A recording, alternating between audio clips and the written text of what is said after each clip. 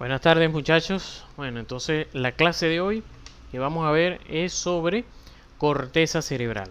Corteza cerebral es algo que prácticamente en algún momento en cada una de las clases lo hemos mencionado. Por lo tanto, yo creo que ustedes están bastante familiarizados con ella y pienso que la clase va a ser bastante fácil para ustedes.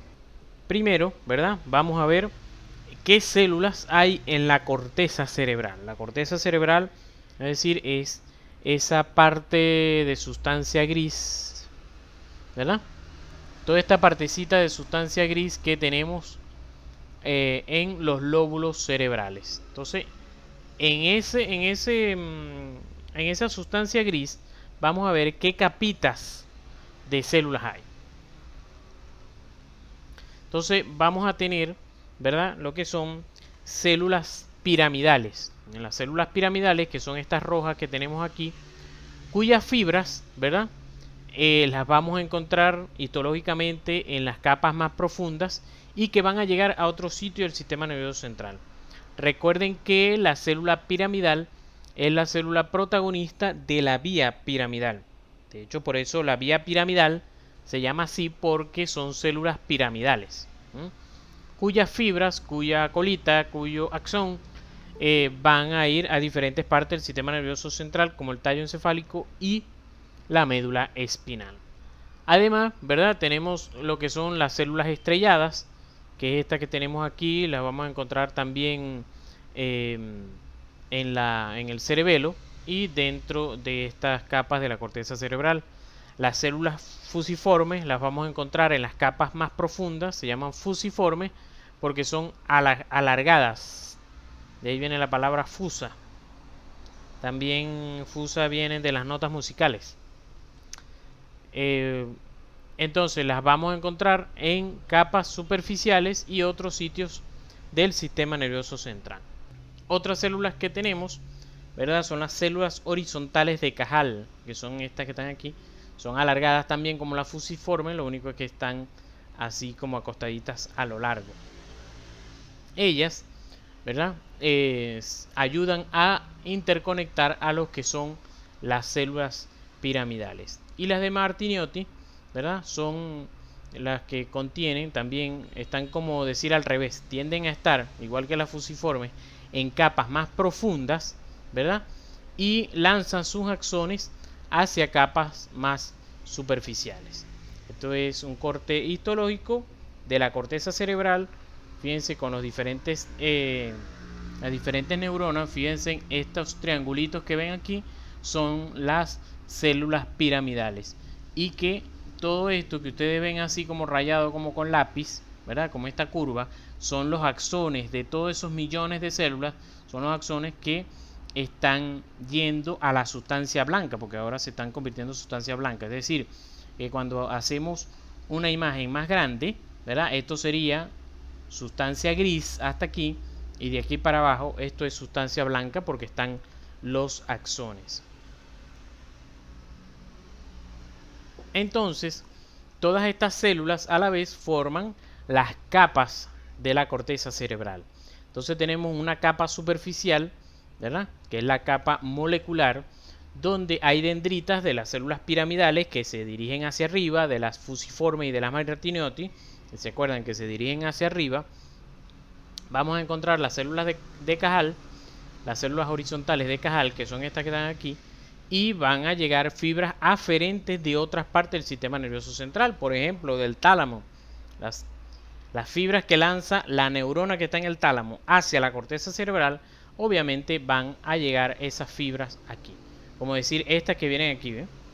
Estas son axones que vienen de, por ejemplo, el tálamo y llegan hasta aquí. Luego tenemos una capa granular externa, que es esta, donde vamos a encontrar pequeñas células piramidales y las células estrelladas. Luego tenemos capa piramidal externa, donde por supuesto más que todo vamos a encontrar las grandes piramidales. Las piramidales grandes se van a encontrar, eso es pregunta de examen, se van a encontrar en la piramidal externa y en la ganglionar, o también llamada piramidal interna. Allí es donde se van a encontrar las células piramidales, que son, vamos a decir, las más importantes, una de las más importantes de la corteza cerebral. En la capa granular interna vamos a encontrar más que todo células estrelladas, y vamos a encontrar esta banda llamada banda externa de Beilanger, que está formada por interconexiones horizontales entre las neuronas. La capa piramidal interna, ¿verdad? Nos va a tener igualmente neuronas piramidales estrelladas y de Martineoti. Vamos a encontrar también en esta banda ganglionar en esta capa ganglionar la banda interna de Beilanger. Y finalmente en la capa multiforme vamos a encontrar como tal las neuronas fusiformes y la de Martineoti, que van a lanzar sus axones hacia arriba.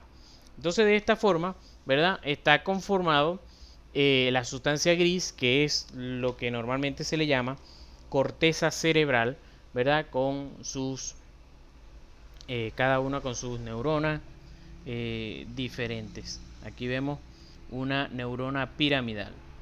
Entonces aquí siempre les voy a dejar un cortecito de trastornos dependiendo del sitio de la corteza en que estemos hablando. En este caso, trastornos corticales bilaterales, que tenemos la enfermedad de Alzheimer, en la que más que todo, en la enfermedad de Alzheimer, falla más que todo un neurotransmisor llamado acetilcolina, y es por lo cual que las neuronas, por supuesto, no pueden hacer sinapsis, y entonces va a ocurrir ese tipo de fallas en el paciente. Por supuesto que ahora vamos a ver, ¿verdad?, cómo llega la vía sensitiva, ¿verdad?, a la corteza cerebral, y cómo se origina la información de la vía motora. Después va a venir la clase de como tal la vía piramidal o vía motora, ¿verdad?, que vamos a ver esa, y lo que se llama regulación muscular, que es cómo se hacen los reflejos. Entonces, Brodmann, ¿verdad?, fue un neurólogo alemán que en 1909 describió o dividió la corteza cerebral en diferentes zonas o áreas, a la cual les designó números, ¿verdad?, para ir dividiendo que cada una de esas áreas se encargaba de cosas diferentes. Este mapa de la corteza cerebral ha cambiado a través de los años, o sea, hay cambios pero mínimos, de que bueno, en esta zona se hacía tal cosa, bueno, esto como que abarca un poco más y así, pero no hay grandes cambios como tal, pero o siempre se consigue alguna zona que antes era desconocida, no se sabía para qué era, y bueno, se ha conseguido que ahora es para esto o para aquello. Entonces vamos a ir describiendo las zonas por lóbulos. Ahora, puede que, o sea, se van a dar cuenta, ¿no?, que todas estas áreas están por números, ¿verdad? Normalmente en nuestra universidad no nos hacen estudiarnos esto por números, sino de acuerdo a los nombres, que son los nombres que vamos a ir estudiando el día de hoy. Entonces tenemos, ¿verdad?, el lóbulo frontal. El lóbulo frontal, ¿verdad?, fíjense que tenemos un área amarilla oscura y un área amarilla más clara. Igual tenemos un área amarilla oscura un poco aquí hacia abajo, pegado a la cisura de Silvio. Entonces, a esta zona, ¿verdad?, a esta zona se le llama, de los dos amarillos, oscura y clara, se le llama área precentral. Área precentral. Esta área precentral se llama así porque sencillamente está por delante, de la cisura central o de Rolando. Entonces, por lo tanto, esta área precentral está dividida en dos. en un área motora primaria, que es la circunvolución precentral, y un área motora secundaria que a su vez está por delante del área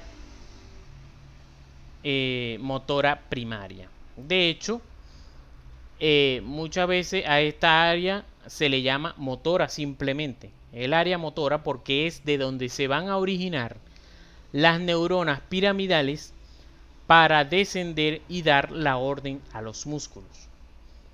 Entonces, de hecho, si tú haces un corte coronal a este nivel, lo pegamos como un pan, hacemos un corte coronal a este nivel, vamos a tener este corte así y van a estar todas las neuronas, por ejemplo, que salen para el pie, salen desde aquí, para los dedos, para mover tus dedos del pie, salen desde aquí, desde la cara medial del cerebro, para mover la pierna, la rodilla.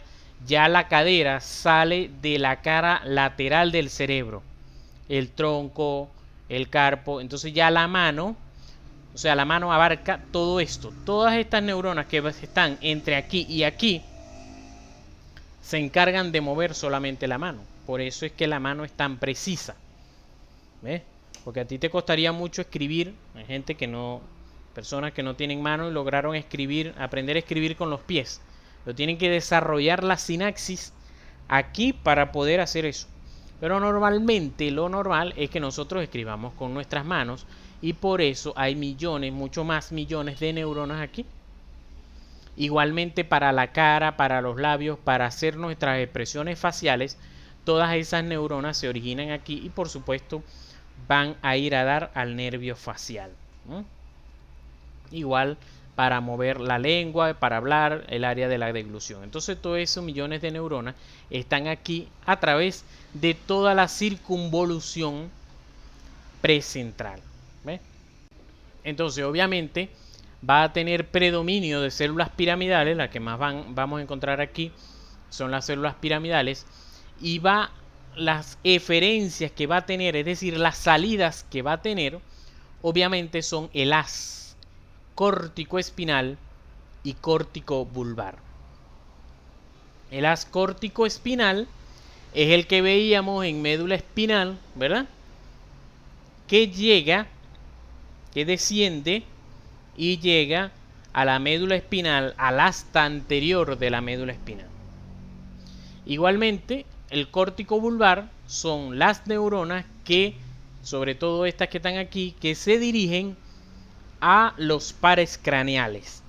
Por ejemplo, los músculos de la masticación y para los músculos de la mímica. Todo eso se origina sobre todo en este sitio. Son haces que se llaman córtico espinal y córtico vulvar. Entonces, el área motora primaria como tal, ¿verdad? Va a tener aferencias de varios sitios del sistema nervioso central. Uno es, ¿verdad?, del área motora secundaria, porque el área motora secundaria siempre va a estar en comunicación con ella, que es esta aquí del amarillo más claro. El área motora primaria se encarga de los movimientos individuales, como cuando tú vas a hacer el lanzamiento. Vas a hacer un lanzamiento, ¿verdad? Entonces, tú sencillamente piensas, das la orden de que vas a mover la mano. Pero, sencillamente, el área motora primaria dice, pero ya va. Este movimiento lo hemos hecho varias veces. Eso como que ya está guardado. Ya sabemos cómo se hace. Entonces le dice al área motora secundaria, donde están guardados los movimientos pasados, y le dice, mira, ¿cómo es que hago para lanzar una recta? ¿Cómo es que hago para lanzar una curva? Entonces, como ya en el área motora secundaria se va almacenando a medida que yo voy practicando hacer los lanzamientos, entonces cada vez los voy almacenando allí. ¿Ves?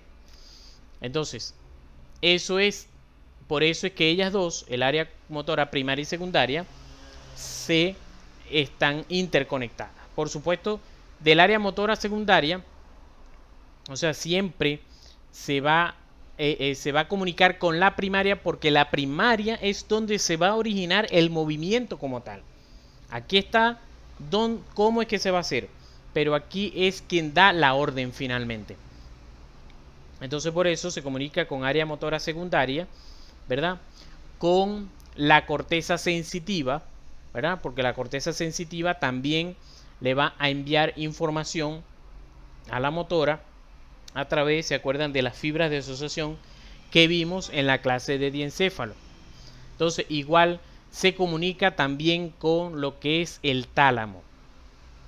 Profesor, se comunica con el tálamo si eso es motor.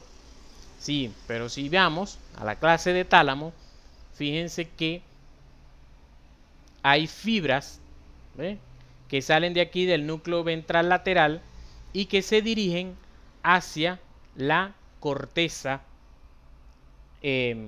hacia la circunvolución precentral. Entonces fíjense cómo se comunican allí. Igual hay otras áreas del tálamo que vamos a ver que se van a comunicar con el área motora secundaria. ¿Ve? Si ven aquí, ven que las vías propioceptivas inconscientes directas, si se acuerdan, que se originaban, núcleo de Clare-Stirling y todo eso, llegan a la corteza precentral, tanto a la corteza motora primaria como a la secundaria. Igual, ya tenemos aquí, llega la inconsciente cruzada que pasa por el núcleo de Bécqueret, llega al lóbulo frontal en la corteza primaria, área motora primaria, área motora secundaria. Igual, cuando hacíamos el resumen, fíjense que la quinta neurona de estas vías sensitivas propioceptivas inconscientes pasa por el tálamo y finalmente llegan a la circunvolución precentral. Entonces, otras zonas, ¿verdad?, que le llegan a esta corteza es el cerebelo. Ya se los comenté, que vienen del cerebelo directamente, que vienen de aquí y llegan a la corteza precentral. Igual esta, vienen del cerebelo y se conectan aquí. Núcleos basales, los vimos en esta semana, diencéfalo. Fíjense cómo de los ganglios basales, de los núcleos basales, hay comunicación con la corteza cerebral motora. Recordemos que ellos ayudan con el equilibrio, con el tono muscular y envían toda la información necesaria para que la corteza cerebral motora origine el movimiento y envíe a través de las neuronas piramidales, que la vamos a ver la semana que viene. La vía piramidal desciende y hace sinapsis en la médula espinal con el asta anterior de la médula espinal, donde está la segunda neurona que va a esperar, ¿no? Entonces aquí se originan los movimientos voluntarios. El área motora secundaria, ¿verdad?, igualmente como habíamos visto, ¿verdad?, que va a tener también, va a recibir igualmente de la, que es esta, área motora secundaria, va a recibir de la corteza sensitiva, del tálamo, del cerebelo, de los mismos ganglios basales. Igual lo vemos aquí, que viene del núcleo ventral anterior, llegan al área premotora. Cuando vean área premotora, para que estén claros, cuando les hable de área precentral, habla de todo esto que tiene que ver por delante de la cisura central. Pero cuando el libro les hable de área premotora, le está hablando del área motora secundaria, porque está por delante del área motora. Porque el área motora es esta como tal, la primaria. Entonces, aquí fíjense, dice corteza premotora, es la que está por delante de la motora primaria. Pero área precentral, más que todo se refiere a la circunvolución precentral en conjunto con la motora secundaria. Todo esto, ¿verdad? Entonces finalmente el área precentral se encarga de los movimientos del cuerpo. Sin embargo, el lóbulo frontal también tiene un área específica para los movimientos de los ojos. Porque como vimos en pares craneales, fíjense lo complejo que es los movimientos de los ojos. Fíjense que usamos 3 pares craneales para eso. Y no solamente necesita solamente mover los ojos con los 3 pares craneales, sino que ellos se van a mover de acuerdo a lo que están viendo. Si ellos ven a través del segundo par craneal, ven que viene una pelota, los músculos se van a dirigir hacia allá. Los ojos se van a dirigir hacia allá por la acción de los músculos. Esto es importante que lo tengamos en cuenta, ¿verdad? Porque entonces, por ejemplo, los ojos se deben mover sincrónicamente para que no ocurra una visión doble. Si los ojos se mueven de manera asincrónica, entonces yo voy a tener una visión doble en el cerebro, entonces no voy a poder saber calcular hacia dónde es que me voy a mover, o si esto está hacia mi derecha bien, hacia mi izquierda, porque no estoy calculando bien. Diferente, por ejemplo, los camaleones. Ustedes ven que el camaleón mueve cada ojo de manera independiente, porque él sabe manejar, Dios le puso esa facultad de saber manejar en su cerebro como 2 televisores. Tener 2 televisores en que él puede saber discernir qué tiene hacia su derecha y qué tiene hacia su izquierda, independientemente de cada uno de las 2 imágenes. En cambio, para nosotros, para nuestro cerebro, nosotros estamos acostumbrados a tener una sola imagen, que a nuestro cerebro llega una sola imagen, en cambio a ellos les llega 2. Entonces, como eso es tan importante, entonces existe, ¿verdad?, un área para mover los ojos que se llama campo ocular frontal, o también en otros libros área ocular frontal. Esta área ocular frontal tiene aferencias del área visual primaria. Cuando lleguemos, ¿verdad?, lo vamos a ver, cuando lleguemos al lóbulo occipital, que ahí llega, ¿verdad?, la parte visual, y entonces ella se comunica con el campo ocular frontal. ¿Por qué? Porque, por ejemplo, yo estoy leyendo, ¿verdad?, estoy leyendo algo, entonces mi segundo par craneal se da cuenta que se terminó la línea. Entonces eso lo capta el lóbulo occipital, el área visual primaria. El área visual primaria entonces le dice al campo ocular frontal: hey, se nos acabó la línea, baja y vete a la izquierda para que continuemos en la segunda línea. Entonces por eso es que hay aferencia en el área visual primaria. Llegamos aquí al área visual primaria, ¿ve?, que hay conexiones con el campo ocular frontal. Igualmente, ¿verdad? Entonces esos son aferencias. Las eferencias tenemos con el núcleo pretectal y con los núcleos oculares. Entonces con esto, como les decía, con esto nos vamos a ayudar, por ejemplo, a leer. Entonces, si se acuerdan del núcleo pretectal, ¿verdad?, se acuerdan que el núcleo pretectal tiene que ver con que está por delante de los colículos superiores. ¿Se acuerdan que los colículos superiores son estos señores que están aquí, que tienen que ver con la visión, y que los colículos inferiores con el oído? Lo he dicho bastante. Entonces, si se acuerdan, ¿verdad?, de el reflejo de acomodación que veíamos, ¿verdad?, que existía un estímulo de la redirección de la vista en la persona, cuando hacíamos el reflejo, que la persona que esté mirando a la pared, y entonces le colocábamos un dedo cerquita de ella en la nariz. Entonces le decimos: ahora mira el dedo. ¿Cómo ocurre esa reacción? Bueno, obviamente yo veo con los conos y bastones, pasa a la célula bipolar, a la célula ganglionar, ¿verdad?, viene, va por el nervio óptico, tracto óptico, y llegamos a este núcleo, que es el núcleo, el cuerpo geniculado lateral, que es un núcleo en el tálamo, ¿verdad?, ¿se acuerdan? Y que después esto va al área visual primaria, que la vamos a ver en un ratico. Entonces ya yo tengo fijo dónde está el dedo y que debo dirigir mis globos oculares hacia donde está el dedo para poderlo ver fijamente. Entonces ella se comunica, ¿ve?, con el área ocular frontal, que es esta que tenemos aquí. Ahí están la sexta neurona de esta vía, y de allí va al núcleo motor del tercer par, y de allí va a mover a los rectos mediales para entonces converger la vista y entonces nosotros podamos mirar como tal lo que estamos mirando.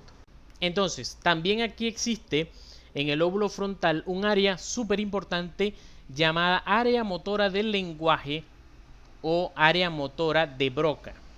Es la que nos permite hablar, así como yo tengo un área solamente para el movimiento de los ojos porque es algo que tiene su complejidad y no se le deja solo al área motora primaria. También es complejo hablar, tener una sincronización entre nuestra lengua, nuestros labios y la laringe, que es la que genera la voz, ¿verdad? Tener toda esa sincronicidad lo tiene el área motora del lenguaje de Broca. Normalmente esta área de Broca está en el hemisferio dominante. Recordemos que los que somos derechos tenemos nuestra área nuestro hemisferio dominante es el izquierdo, ¿ves? Entonces normalmente en los derechos tenemos el área de Broca en el lado izquierdo. Si Dios nos cuide, nos da un ACV de la cerebral izquierda, entonces nosotros probablemente no vamos a poder hablar. Contrario fuera, si sucede del lado derecho. Entonces esta área de Broca, más tarde vamos a hablar un poco mejor de ella porque ella se relaciona completamente con el área de Wernicke que está en el lóbulo temporal. El área de Wernicke lo que se encarga es de escuchar e interpretar lo que se habla. Es decir, con el área de Broca hablo, con el área de Wernicke escucho. Pero no solamente hablo, sino que ustedes saben que, por ejemplo, si voy a escribir, también tengo que saberme el abecedario y todas esas cosas. Cómo se forman las palabras. Entonces, cómo se forman las palabras al escribir. Entonces, también el área de Broca le envía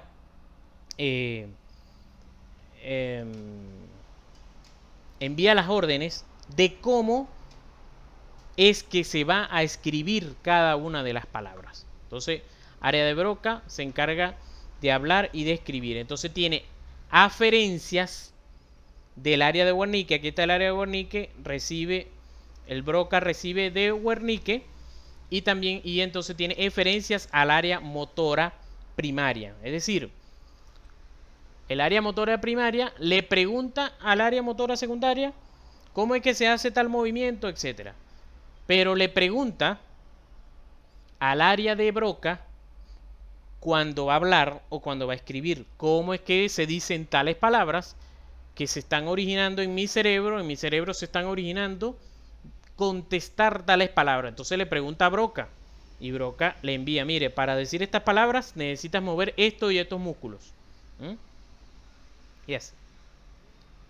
Igual está más todavía más hacia adelante en el lóbulo frontal está una corteza especializada que se comunica mucho con el hipotálamo, con el tálamo, con los ganglios basales y que se piensa que es donde se origina la personalidad, los sentimientos, la iniciativa y el juicio. Por ejemplo, eso sucede mucho cuando un paciente tiene un traumatismo frontal a nivel del lóbulo frontal, un traumatismo craneoencefálico a nivel del lóbulo frontal, tiende a perder el juicio, la pena, se tiende a poner agresivo. Porque es como, me acuerdo cuando he dado esta clase, entonces me dicen, pierde el filtro, más o menos así. Como que si perdiera el filtro, ya no le importa ser sociable, sino que le duele la cabeza y bueno, él se pone a pelear con todo, con la enfermera, con el médico, con todo. Entonces ahí tú puedes inferir que hay un traumatismo a nivel de lóbulo frontal. Entonces aquí tenemos diferentes lesiones que pueden ocurrir a nivel cuando hay daños a nivel del lóbulo frontal. Obviamente la fascia de Broca, de que no puede hablar, es una de ellas. Sí, como les decía, porque todos están terminando de integrar aquí todas esas vías que hemos visto hasta ahora. Entonces en el área parietal, ¿verdad? Ahora vamos a ver el lóbulo parietal, que como ya conocen es donde llega toda la información sensitiva. Exactamente aquí en la circunvolución postcentral llegan todas esas sensaciones que hemos visto, ¿verdad? Y luego son pasadas al área sensitiva secundaria. Esta sería el área sensitiva primaria. Luego son pasadas al área sensitiva secundaria, donde la secundaria es donde están los recuerdos de qué es tal cosa. ¿Ve? Entonces, si recibo calor, ¿verdad? Él interpreta, mira, esto es calor. Entonces después se lo pasa aquí y dice, ah, mira, el calor hace daño. Entonces tú alejas tu mano del calor por esa comunicación que hay con el área secundaria. En el área secundaria están los recuerdos de qué es cada una de las sensaciones, ¿no? Entonces, en el área sensitiva primaria, más que todo van a abundar lo que son las capas granulares. Va a estar la banda externa de Belanger. Y entonces va a tener aferencias, por supuesto, del tálamo. Porque allí en el tálamo, ¿verdad? Desde allí del tálamo es que van a llegar todas aquellas vías que era de la segunda neurona, ¿verdad? Que está en el que vienen de la médula espinal, del asta posterior de médula espinal, vienen subiendo por los lemniscos, llegan al tálamo y de allí todas se dirigen a la circunvolución postcentral. Entonces recordemos, fíjense, por ejemplo, el tacto fino, tacto epicrítico, cuya segunda neurona está en Gol y Burdas y sube por el menisco medial, llega al tálamo y de allí se dirige, fíjense, corteza postcentral. A eso me refería, a que llegan al área motora, perdón, al área sensitiva primaria. Y se acuerdan cuando veíamos este videíto, ¿verdad? Que venía subiendo toda esa vía y llega al tálamo y fíjense que llega a la circunvolución, a la cara medial del cerebro y a la cara lateral, que él explica allí que ¿verdad? Cuando la sensación viene de los miembros inferiores, llega a la cara medial del cerebro. Y cuando viene de los miembros superiores o la cara, llegan a la cara lateral del cerebro.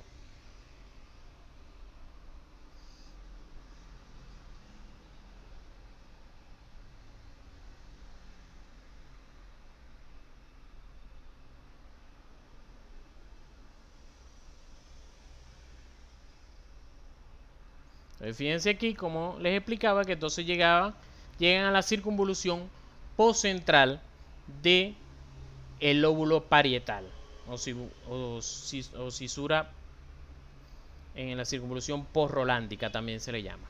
Igualmente el tacto grueso llega a la circunvolución postcentral y la vía termoalgésica, circunvolución postcentral. Igualmente cuando veíamos el repasito, fíjense cómo estas tres vías, finalmente la tercera neurona es el tálamo y la cuarta neurona o el destino, perdón, es en la circunvolución postcentral. A eso era que nos referíamos.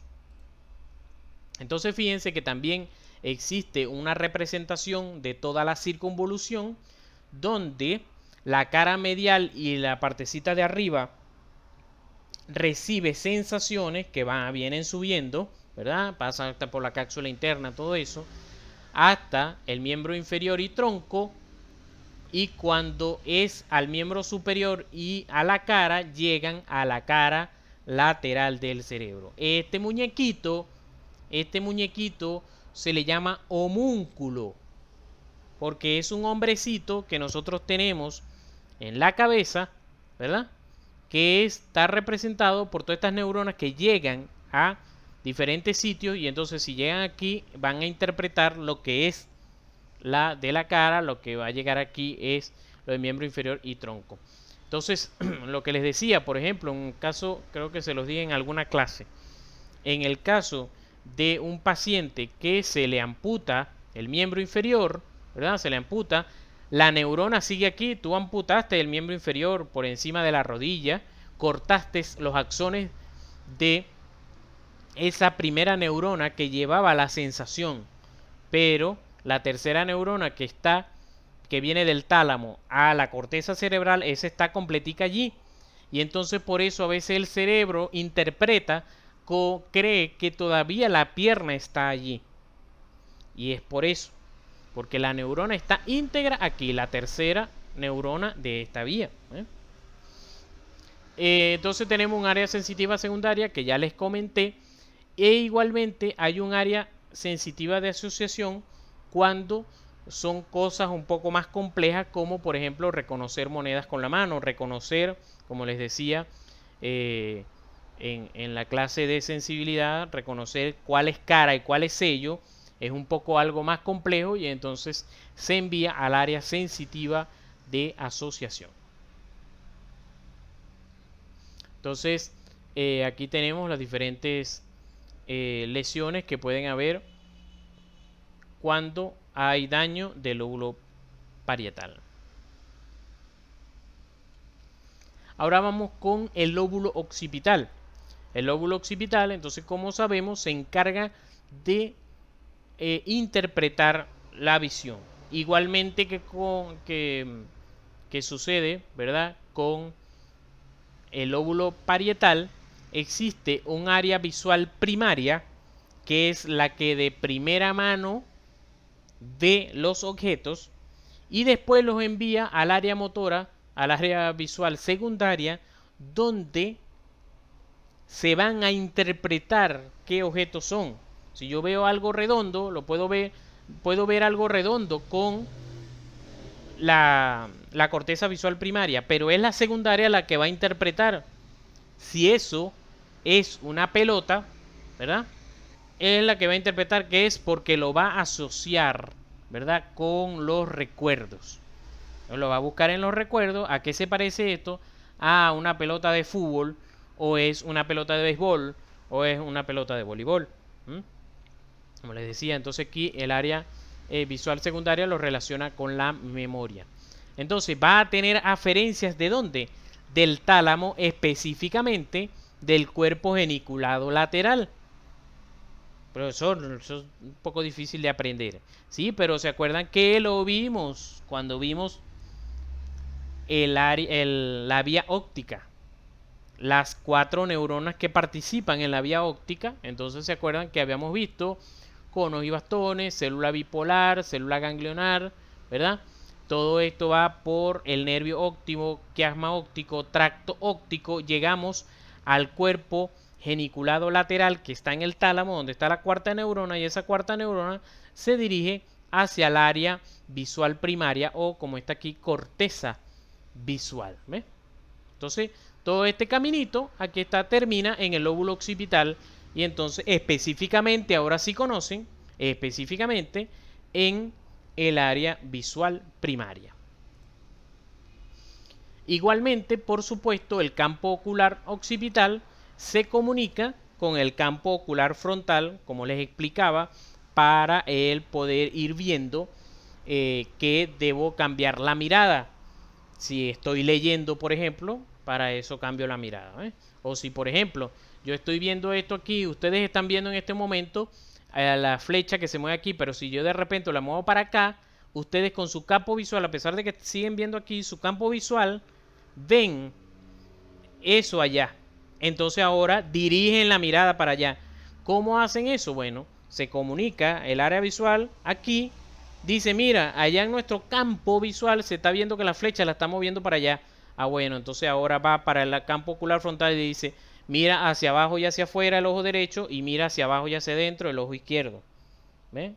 Fíjense lo complejo que es el cerebro. No solamente lo complejo, sino lo rápido que responde a lo que vamos haciendo. Entonces, aquí para que recordaran el campo ocular frontal y las lesiones del lóbulo occipital, que obviamente van a dar diferentes tipos de ceguera.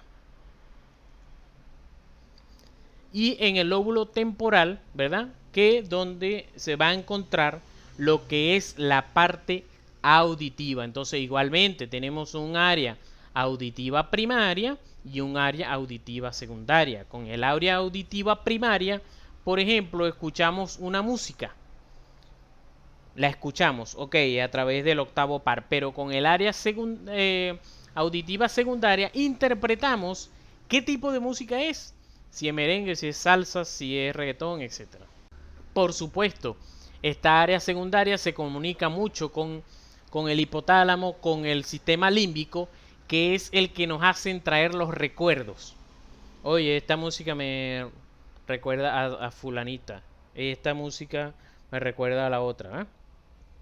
Eso se conecta con el sistema límbico, con el hipotálamo, por ejemplo, y entonces por eso nos trae ese tipo de recuerdos.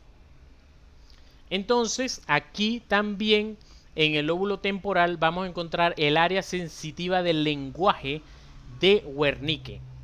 El área sensitiva del lenguaje de Wernicke, que entonces obviamente va a tener aferencias. Imaginemos que está aquí, porque aquí en este dibujito no está. El área de Wernicke, imaginemos que está aquí. Entonces, tanto el área auditiva primaria como la secundaria se van a conectar con Wernicke para decirle. El área auditiva primaria escucha las palabras. Y entonces se las envía a la secundaria y entre ellas dos dicen, mira, estos son palabras. Esto no lo sabemos interpretar nosotros. Se lo envían entonces a Wernicke, que están especializados para entender las palabras. Entonces en el área de Wernicke están todo el diccionario que nosotros conocemos y entonces va interpretando qué es lo que la otra persona nos está diciendo. Entonces por eso que recibe aferencias del área auditiva primaria y secundaria y del área visual primaria. ¿Por qué visual? Cuando estoy leyendo. Porque la comunicación que yo recibo no solamente la recibo a través de lo que escucho, sino también a través de lo que leo. Entonces, para yo poder interpretar las palabras que leo, no las puede interpretar el área secundaria visual, sino que se las envía a Wernicke. Mira, Wernicke, tú eres quien sabe qué significan esas palabras. Por supuesto que el área de Wernicke, entre comillas, va a ir creciendo mientras más palabras nosotros sepamos y sobre todo si nosotros hablamos diferentes idiomas. Si nosotros hablamos diferentes idiomas, esa área va a ir creciendo. Obviamente va a tener diferencia con el área de Broca. Ellas dos se tienen que estar comunicando siempre, ¿verdad? Y el ejemplo típico es que con los pacientes, por ejemplo, un paciente con sordera porque está dañado su área de Wernicke, le va a ser muy difícil hablar. Porque si no escuchas, ¿cómo vas a aprender a hablar? ¿Cómo vas a aprender a articular las palabras? Paciente con SB también, que puede dañarse el área de Wernicke. Ok, ya él aprendió en algún momento a tanto escuchar y entender cómo hablar, ¿verdad? Pero si ocurre un SB, del área de Wernicke, entonces él lo que escucha no lo sabe interpretar. Entonces tú le preguntas algo, mira, ¿de qué color es el edificio que está al frente? Y él responde, mañana. O sea, él te escuchó, pero como su área de Wernicke se dañó, entonces no sabe qué responder a eso. O cree que está respondiendo bien, pero en verdad está respondiendo mal porque no entiende las palabras que tú les dices. Eso sí, si él te va a dar una orden, por ejemplo, pásame el vaso, él te da una buena orden porque su área de Broca está bien. Entonces él empieza la orden desde aquí, de la parte cerebral, se la pide a Broca, Broca le dice cómo pedir, cómo hablar, y entonces lo hace, porque toda esta área frontal está bien, pero cuando se daña el lóbulo temporal ocurren ese tipo de cosas. Entonces, si se acuerdan, ¿verdad? Que existe una circunvolución angular o unciforme, que es una comunicación entre el área de Wernicke y el área de Broca. Es una vía, pues, una vía de comunicación de esas neuronas que están allí. ¿Se acuerdan que la vimos en la clase anterior de diencéfalo? En las fibras de asociación había un fascículo que se llamaba fascículo unciforme. Yo les dije que comunicaba las áreas del habla de Wernicke con Broca. Fascículo unciforme. Entonces aquí está. Entonces ayuda mucho también con el cálculo de aritmética, la parte numérica, el procesamiento visoespacial, ¿verdad? Lo que son patrones de conducta, de acciones, obviamente la lectura de símbolos, de que tú interpretes en un tránsito qué significa cada uno de los símbolos, porque el símbolo sencillamente te está prácticamente hablando, ¿eh? Entonces, yo siempre les coloco, y bueno, porque a veces algunos profesores hacen eso, ¿cuál es la vía que se usa? ¿Cuál es la vía por donde recorrería el impulso nervioso si una persona te está hablando y tú le vas a responder? ¿Cuál sería la vía? Entonces, aquí la tenemos. Fijémonos, por ejemplo, supónganse, por ejemplo, que vamos a leer en voz alta. Vamos a leer algo en voz alta. ¿Cómo? ¿Por dónde pasa el impulso nervioso? Entonces, primero, esa lectura debe pasar por conos y bastones, ¿verdad? Conos y bastones, célula bipolar, que sería así aquí. Conos y bastones, célula bipolar, célula ganglionar, ¿verdad? Llegamos al tálamo, específicamente en el cuerpo geniculado lateral, ¿verdad? Pasamos al área visual primaria.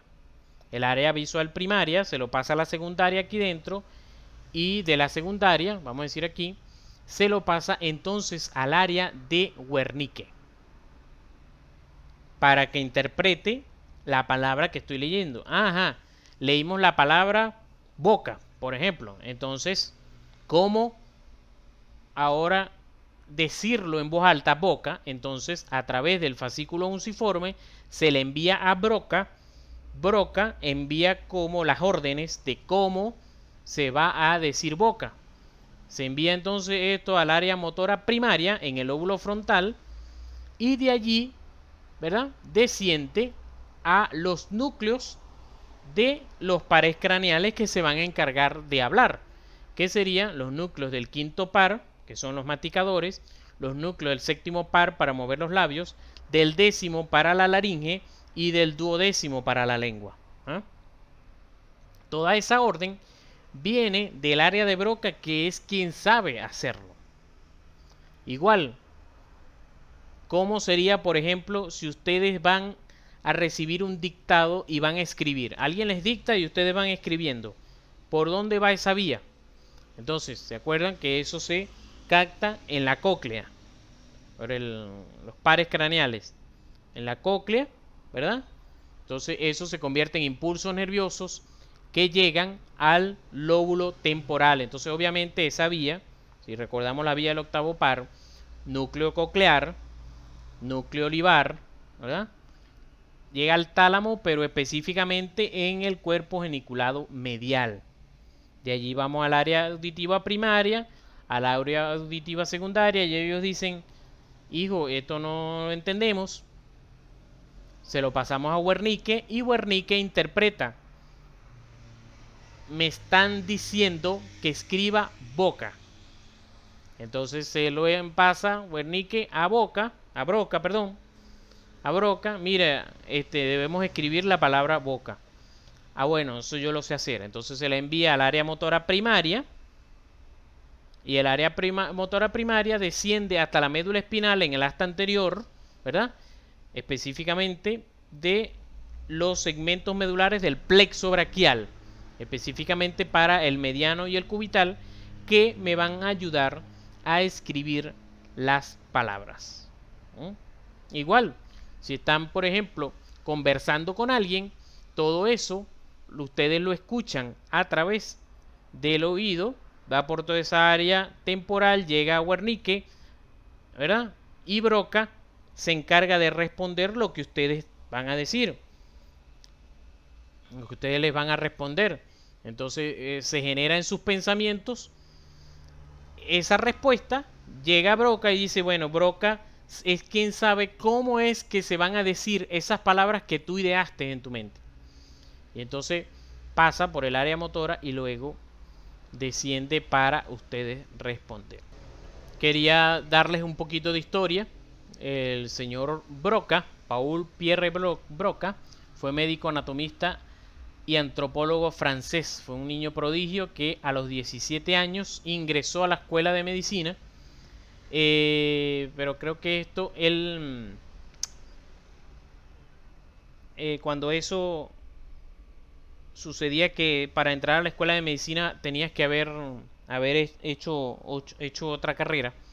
Y ya bueno, a los 17 pudo entrar a la escuela de medicina, entró a los 17, se graduó a los 20, ¿verdad? Y en 1861 empezó a hacer los estudios de neurofisiología, y en 1864 fue que descubrió lo que ahora se llama el área de Broca. Su nombre está inscrito en la Torre Eiffel. Allí se han inscrito los franceses, se inscriben los nombres de los franceses que han sido ilustres, ¿verdad? Y bueno, él dijo una expresión que obviamente ya conocen mi forma de pensar y no estoy de acuerdo con él. Prefiero ser un mono transformado que un hijo degenerado de Adán. Pero bueno. Entonces, un día que un primo se fue de vacaciones a Francia y por supuesto iba a pasar por la Torre Eiffel, le dije, hey, sacarle foto a un sitio que debe haber allá, que debe estar el nombre de Broca. Y bueno, aquí está la foto, me la pasó. Y Wernicke, neurólogo y psiquiatra, en 1874 describió el área que ahora se llama de Wernicke para la interpretación de las palabras. De todas maneras existe un síndrome de Karl-Wernicke y existe igual también una encefalopatía de Wernicke descubiertas por él. Entonces, bueno, existen lo que se llaman afasia. Afasia es dificultad para hablar, que van a depender de si el daño es de Broca o de Wernicke. Si es de Broca, tiende a repetir, o sea, si el daño es de Broca, tiende a repetir, a armar mal lo que es la continuidad de las palabras, tienden a ser desordenadas. En cambio, cuando es Wernicke, da palabras inapropiadas porque responde lo que no se le está preguntando. Por supuesto, tiene una mala comprensión. Siempre yo he asociado a Broca con Boca para acordarme que Broca es quien me ayuda a hablar y bueno, obviamente por descarte Wernicke me ayuda a interpretar. De todas maneras, esta mnemotecnia también está aquí de Wernicke, me ayuda a qué es lo que voy a interpretar. Aquí están las diferentes lesiones del lóbulo temporal. Y bueno, existen otras áreas un poco diferentes, sobre todo la del gusto, que la habíamos visto con el núcleo del tracto solitario. ¿Se acuerdan cuando iba la vía vía sensitiva del gusto, ¿verdad? Que se pasaba por el núcleo del tracto solitario y eso subía y llega aquí, que es el área del gusto. Fíjense, aquí está la lengua, el área del gusto.